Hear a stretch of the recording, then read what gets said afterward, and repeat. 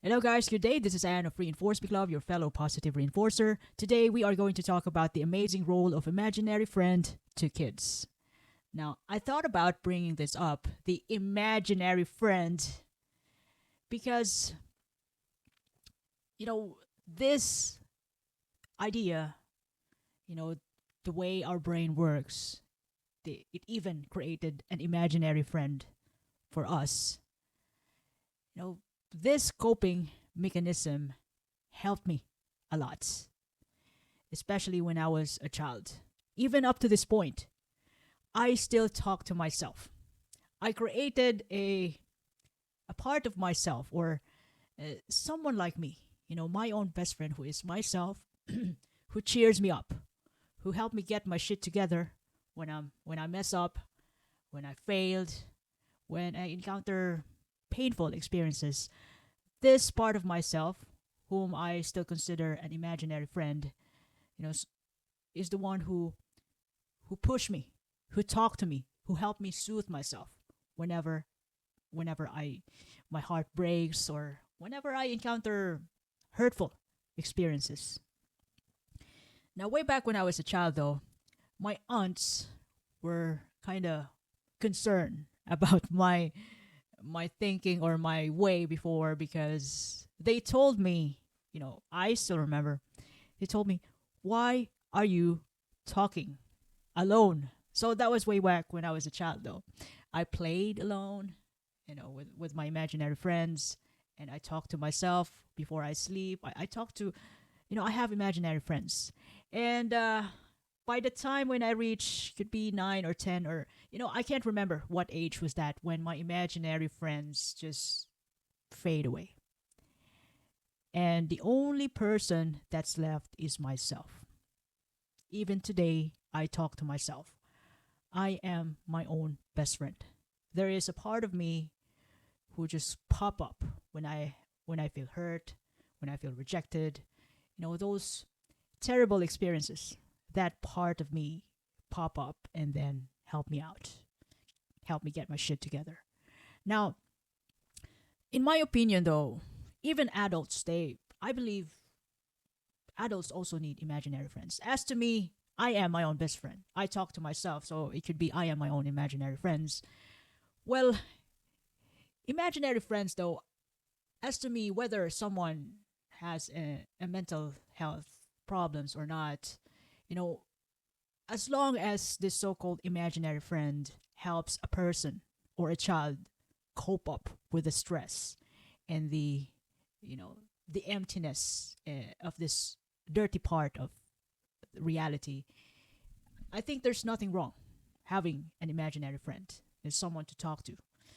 In that way, people, even myself, uh, that would help us cope. As long as the imaginary friend isn't dangerous. It's not, that imaginary friend wouldn't lead a person into self destruction, wouldn't give a threat to others, wouldn't be a danger to others. I'm talking about those bad, I mean, those imaginary friends who are terrible and terribly not good for us. So, yeah, that is extremely not a good idea. Anyway, today I am going to bring up the top 10 roles of imaginary friends to kids. Well, should I even say to adults too? Now, the number one role of imaginary friend for kids is emotional regulation and coping. It's the way of the child to process emotion. Imaginary friends allow children to explore and express emotions safely without getting grounded by parents. When children feel sad, scared, or angry, they often project these feelings into their imaginary friends or companions, helping them process complex emotions. So, this this kind of coping mechanism is called projection, wherein they project their their feelings to their imaginary friends. When they feel sad, they could cry and they could talk to their imaginary friends. When they feel lonely, when they feel upset to their mom, they could talk to their imaginary friends. That is projection. That's a coping mechanism. So that can help reduce anxiety and help children make sense of their inner emotional world. Another thing is that imaginary friend can also help children, and as to me, I think even adults, self soothe. For children dealing with anxiety or stress, an imaginary friend can provide comfort and sense of control. The way we self soothe, we got that from our childhood experiences. That whenever we feel down, there is a part of us who's going to talk to us like it's okay, and then you can soothe yourself. Like you can see it when you're sad, lonely, or stressed out. You can see it in your body language. And you can just secretly talk to yourself that it's okay, it's fine, you can still do it the next time. It's in your head. You can't, as adults, we can't really talk to ourselves in the public. We just try to keep it with ourselves. But still, we do talk to ourselves. And we treat ourselves like our friend. As to me, I am my own best friend. Real friend. The kind of way, the way when you have a real friend that you do anything for that friend. So that is me, my best friend. And yeah, I even got this since childhood. And for children, they can talk to their imaginary friends about their worries, which helps relieve tension. And the same thing right now that I even talk to myself, especially when I take exams or when I am in a competition or job interview. Like, no, you can do it. You can do it. Don't be tense. You can do this. You can do this. You can get this job. So that is my own best friend. I am my own best friend. The way I talk to my best friend. Don't think about failing again. That's another way to talk to your best friend. As I've said, I am my own best friend. And that is also a coping mechanism. Projection by means of, uh, imaginary friend, or like talking to yourself. You're not talking to anybody else, just yourself, to keep yourself up. Now, the second role of imaginary friend is, it helps kid in the area of social skills development, practicing social interaction, like role playing. Through conversations and role playing with imaginary friends, children practice language skills, social norms, and behaviors like taking turns, sharing, managing conflicts. This is important for developing social competence. As you can observe children, especially when they're alone, they try to interact with their imaginary friend, or it could be their doll.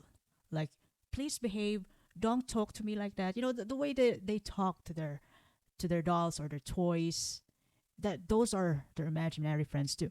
And that is also the way for them to practice social interactions before they get to practice it. They do it in the real world, real peers. And it's also a way for children to understand others. By role playing with imaginary friends, children learn empathy and theory of mind, which is the ability to understand others. Their thoughts, feelings, and perspectives different from their own. You know, everything that they thought about others, you know, like, in role playing, they practice it, initially to their imaginary friends with their toys. Another role of imaginary friend is it helps kids fostering creativity and imagination. Imaginary friends are often a manifestation of child's creative imagination. That, before, I want to be a biologist, I want to be a scientist.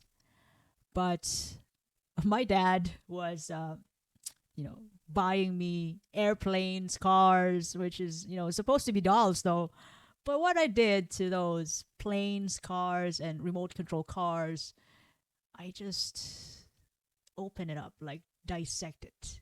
When the battery isn't working anymore, I dissect it. I feel like I'm a mechanic. I'm supposed to be a biologist because I I've seen a Discovery Channel. I've seen those biologists, interacting, hanging out with animals. But I got remote control cars. I got airplanes. Oh gosh, Dad.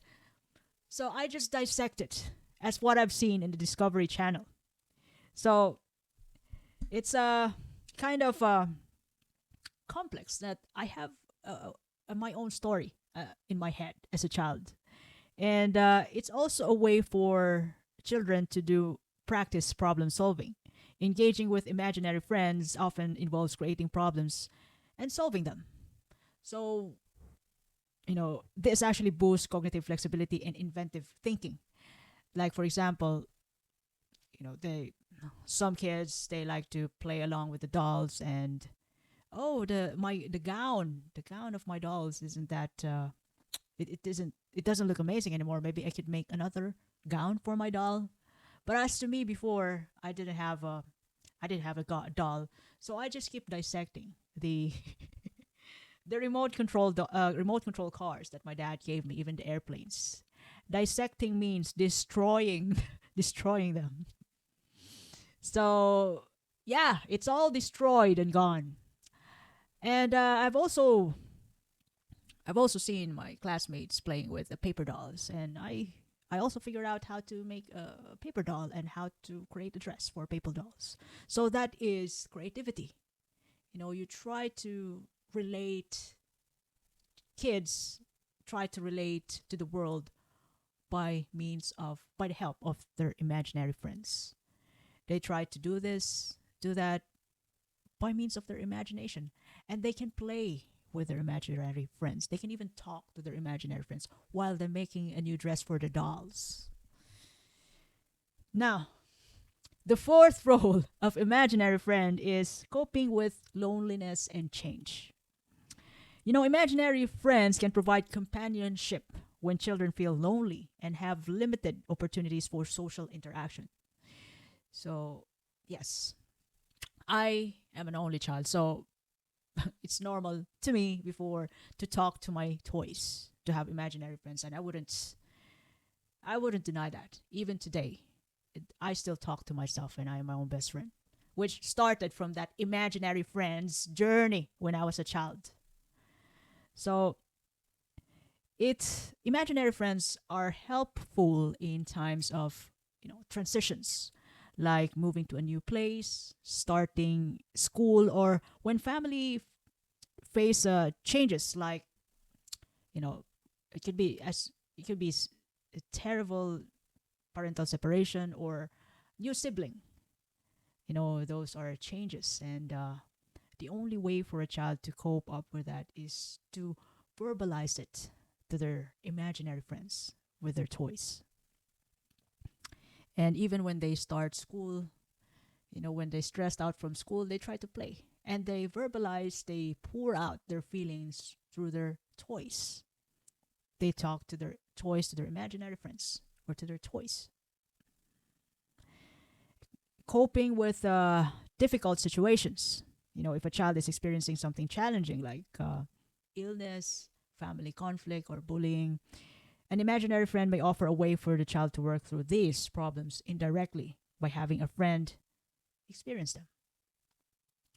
So, in other words, imaginary friends have loads of uses. Number five, one of the best role of an imaginary friend is to help a child gain a sense of control and autonomy, mastery, and control. The way imaginary friends give children a sense of control over their environment through role playing, as you can see, those kids who wants to be like their teacher.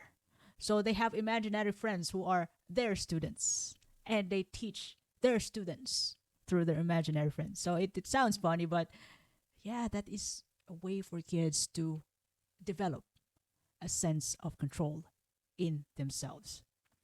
Even, they can practice leadership, decision making, problem solving in that little world in their head, in which they can control through role playing.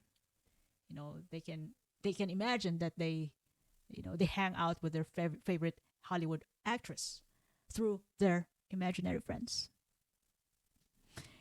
And developing this sense of control through imaginary friends for kids, that will also help them build confidence. Children build confidence and independence as they take on different roles, like a teacher. They want to be like their teacher. So they create a role play with their imaginary friends wherein they are the teacher. They are the disciplinarian teacher. They care a lot for the students. So, if they still think about being a teacher, maybe in the near future they will eventually become a teacher in their adulthood. Or if they think that they're a doctor and they have a patients, they can talk to their patients, like their patients can be their toys or their imaginary friends. And eventually, as they grow older, they might, pursue that career. And without imaginary friends who can help them independently think about that role, you know, that wouldn't be possible. Imaginary friends help up those kids become engineers, doctor, pilots through role playing with their imaginary friends. Now, number 6 is imaginary friends for kids can also help explore morality and ethics. These imaginary friends allow children to explore the ethical, the values in a safe space. They can create scenarios where they experiment with fairness, honesty, justice, real friendship, kindness, helping them develop a sense of what is right and wrong through their imaginary friends in a way of role play. And in that way, since they have already a clue about what is right and wrong for them and how they relate to the world, they can eventually they can able to understand the consequences by controlling their imaginary friends' actions. No, don't be rude. They can talk to their toys like that. Don't do that to her. They're imaginary friends. Children learn about the cause and effect and can test out behaviors without real life repercussions. Now, another role, number 7. One of an interesting role of imaginary friends is expressing inner desires or fear for children. Projection of inner world. Imaginary friends often reflect a child's inner desires, aspirations, or fears. Like, for instance, a child who feels powerless might create a strong, authoritative imaginary friend, while a child who is shy might invent a confident companion. This provides insights into child's inner world and allow them to express things they might not feel comfortable saying otherwise. Now, as I've said before, I've gone through a lot in my childhood years. So, having this topic, it made me feel interested. Having an imaginary friend who's going to help me out when I mess up. That imaginary friend is still me, my best friend. She just pop up when I need help. It means that when I'm stressed out, when I'm anxious, when I'm hurt, when I'm heartbroken, when I'm broke, that imaginary friend will just pop up and help me get my shit together and solve the problem. That is still me. That my imaginary friend is still me. It's a part of me whom I created. The reflection of my inner desires. That imaginary friend, my own best friend, is kind of person who's better than me, smarter than me, much powerful than me. So yeah, I created that just like everybody else. Athletes, people who wants to be better, who, those are the people who talk to themselves. And I'm one of them. So, yeah. Yeah, you already have a clue about imaginary friends now, and even to my own imaginary friends. So far I've no imaginary friends who have the will to destroy the world. Not yet. I mean, no, I wouldn't. Now, number 8 is imaginary friends can help kids implement rules by means of role playing. So, when kids do role playing, they can implement the rules and boundaries. When a child engages with imaginary friend, they often create rules and boundaries for the friend. This helps them understand social norms and self-regulation by controlling the behavior of their counterpart, their imaginary friend. Now, another thing, imaginary friend helps a child prepare for future relationships. It's some kind of a rehearsing experience, rehearsal roles for kids. Imaginary friends help children rehearse for their future roles like a teacher, a doctor, a caregiver, a nurse. I have to be honest, I haven't thought about being a nurse when I was a child. I want to be a doctor, a biologist, a teacher. I actually have no idea what I want. And here comes my dad, who wants me to be a nurse. So, this is a nation culture now. So, yeah, it was kind of funny, but I actually love my job this time. This time around that I work with the finest, one of the best institution in Europe. So, I love my job this time. So, yeah, imaginary friends help kids come up with an idea with, the kind of person they want to be in the future. You could be a doctor, a policeman, a soldier. They already have a clue about what they want through, by the help of their imaginary friends. They may practice nurturing or mentoring their imaginary friends, which help them prepare for real life relationships with siblings, peers, and even pets. Now, lastly, imaginary friends help kids facilitate language development. Some kids even have their own jargon with their imaginary friends. Kids with imaginary friends often engage in elaborate conversations, which can boost their vocabulary, narrative skills, and overall language development. Now, all in all,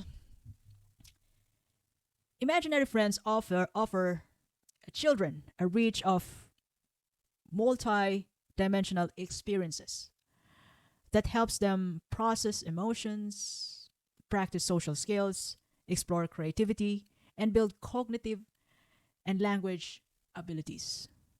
These companions provide a safe space for children to navigate the real world challenges and develop important life skills. And we can even bring this imaginary friend through a lifetime because this is the way for our brain to cope up with the stress in life. Have you seen that movie Castaway, wherein he got an imaginary friend who is a ball?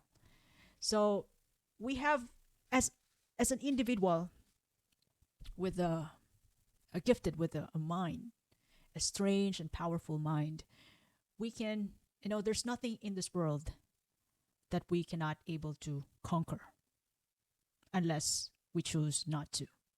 Our minds can help us. We already have we already got the guts to get what we really want in life, no matter how big or impossible you think it is.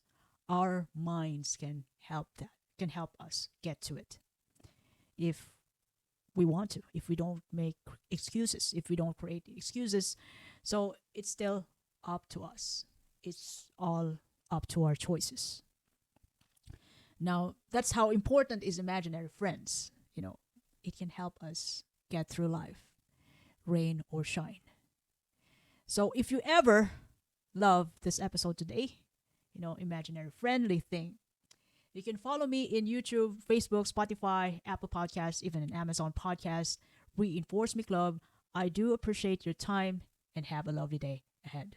This is Anne, by the way. Thank you very much.